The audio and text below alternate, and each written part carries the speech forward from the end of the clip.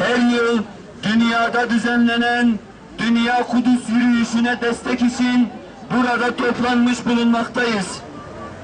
Toplanmamızın amacı Dünya Kudüs yürüyüşüne destek olmaktır.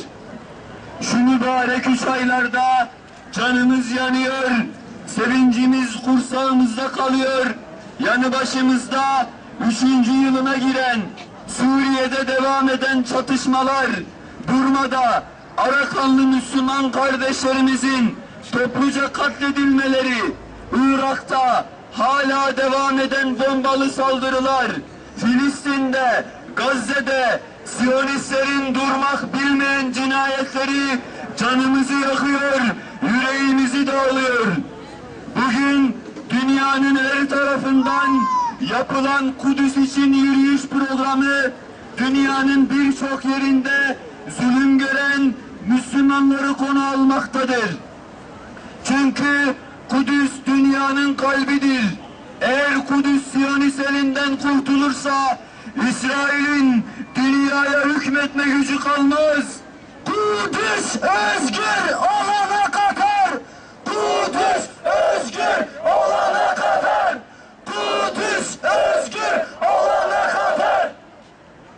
O Kudüs ki kendisi ve çevresinin mübarek kılındığı, beyan edilen ve Hazreti Süleyman'ın inşa ettiği Mescid-i Aksa'yı içinde barındırıyor.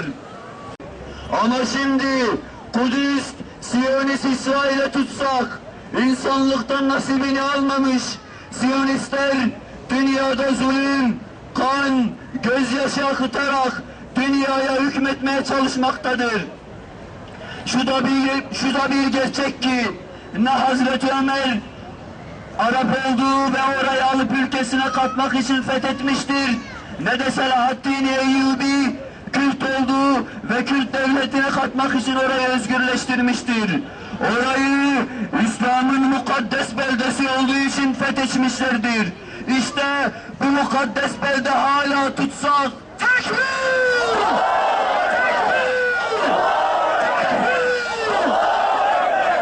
Rabbimiz şahit olsun ki Mescid-i Aksa'dan asla vazgeçmeyeceğiz. Aksa mukaddesimizdir, tarihimiz ve geleceğimizdir bizim. Peygamberlerin emaneti, onurumuz, kanımız, canımızdır bizim.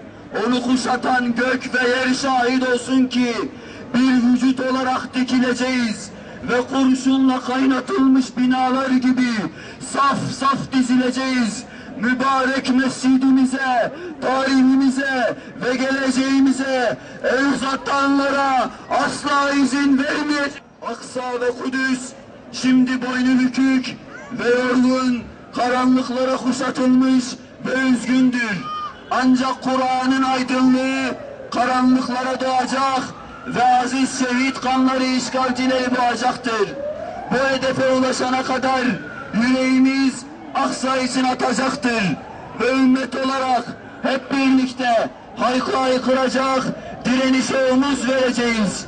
Ey şehitler diyarının kahramanları, ey Ebabil çocukları, selam olsun size ve hakkı batıla galip getiren direnişinize.